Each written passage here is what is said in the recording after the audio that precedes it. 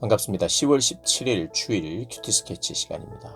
오늘 본문은 시편 72편 12절부터 20절까지의 말씀입니다.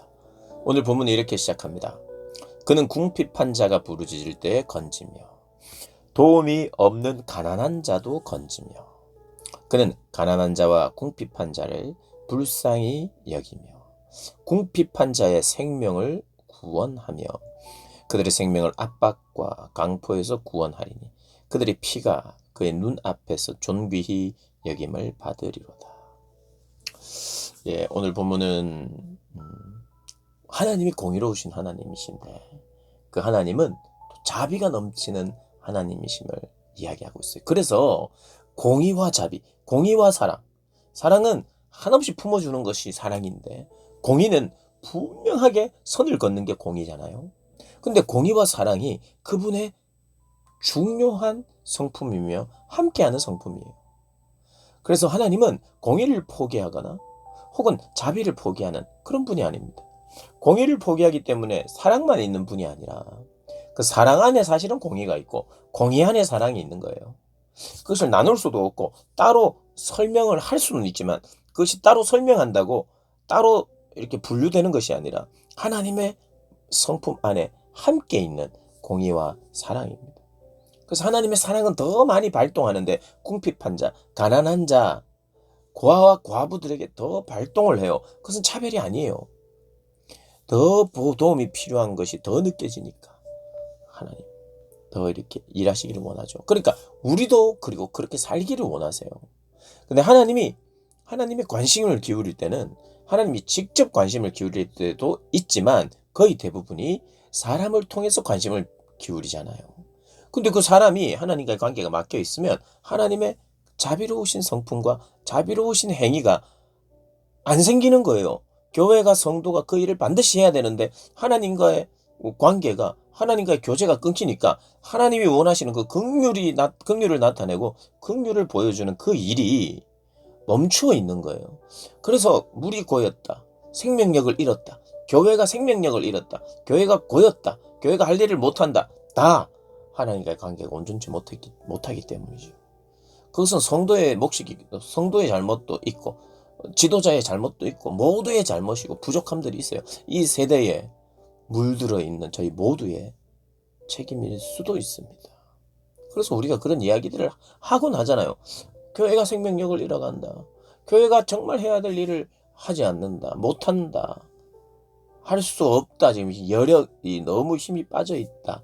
이 모든 이유가 하나님이 하실 일을 사람을 통해서 하시기를 기뻐하시고 사람이 일하지만 도저히 사람의 일이 아니구나를 깨닫게 하시는 게 하나님이시죠. 그래서 하나님은요, 우리 안에도 그런 공의와 자비가 있기를 원해요.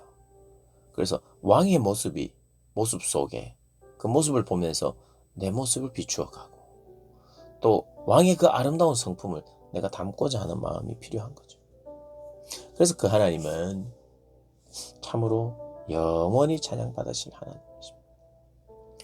여러분 공동체에서는요, 사실 사랑으로 견책하라는 게 나오거든요.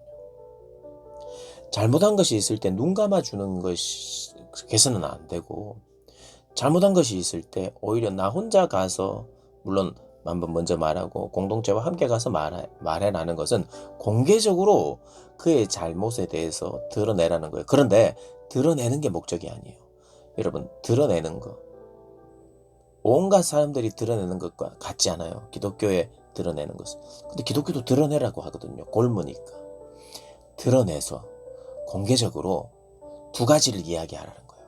당신은 잘못한 것입니다. 그러나 우리와 함께 반드시 이 일을 풀어가야 합니다. 당신이 공동체 밖으로 나가서는 안 됩니다. 당신을 공동체 밖에 나가지 못하도록 우리가 지금 공개적으로 이야기합니다. 지금 공개적으로 이야기하는 이유는 밖에 나가게 하기 위해서 공개적으로 사람들에게 말해서 못하게 하는 게 아니라 공개적으로 말해야 우리가 진짜 참되게 돌이킬 수 있다는 거예요. 그래서 견책하라 그랬어요. 레위기 19장 18절을 보면 17, 18절을 보면 이웃 사랑에 대해서 이야기를 합니다. 그리고 이웃을 사랑하고 원수를 사랑하고 미워하지 말라 그래요. 그런데 형제를 사랑하기 때문에 형제의 잘못을 그냥 눈 감아주지 말고 사랑하기 때문에 견책하라고 하는 거예요.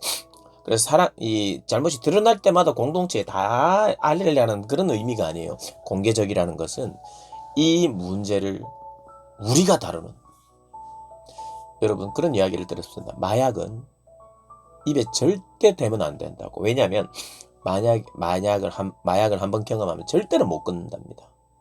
왜냐하면 그 기억 때문에, 그 황홀한 기억 때문에, 그 자극 때문에 한 번에 확 분출된 도파민을 경험한 사람은 그걸 계속해서 찾아야 된대요. 그래서 그 자극을 더 자꾸 줘야 된대요. 그래서 아무도 그 마약한 사람을 스스로 끊기는 정말 어려워요. 물론 이제 끊는 사람도 있지만 정말 어렵고 힘들고 거의 불가능하다고 합니다. 근데 유일하게 할 수 있는 것이 있어요. 그건 공동체입니다. 함께 모여야 되고 그들을 붙들어줘야 되고 그들을 도와야 되고 마약을 그들의 행동 반경 안에 놔두지 않아야 되고. 그래서 마약이 주는 도파민이 아니라 여러 가지 다른 활동을 통한 도파민. 그래서 살리기 위한 드러냄이죠. 마약을 하고 있는데 계속 하고 있고 혼자 있으면 이것은 가망성이 없어요. 그러니 마약하는 걸 드러내야 돼요. 누군가가 드러내주고 이대로 있으면 넌 죽는다. 함께하자. 그렇게 해서 공동체로 데리고 오기 위한 드러냄이에요. 근데 성경에 진짜 사랑은 그런 거라는 거예요. 모든 문제를 드러내는 게 아니라 정말 은밀하게 지은 죄들. 그래서 이걸 하나님 앞에 스스로가 홀로 해결해야 되죠. 그런데 눈에 드러나는 잘못들, 사람들 사이에 인정되고 알게 된 잘못들, 그건 눈 감으면 안 되고 형제들과 함께 사랑으로 견책하여 그 사람도 살고 나도 살고 우리가 살도록 하는 것이 바로 교회라는 겁니다. 요즘 많은 사람들이 개인주의화되고 그래서 아니 그 사람의 잘못을 내가 왜 들쳐? 오지랖이지. 그 사람을 왜 고쳐? 내가 뭐라고 고쳐? 공동체는 그렇지 않아요. 내가 고칠 수 있다는 뜻이 아니라 함께 고치기를 몸부림치는 곳이 공동체입니다.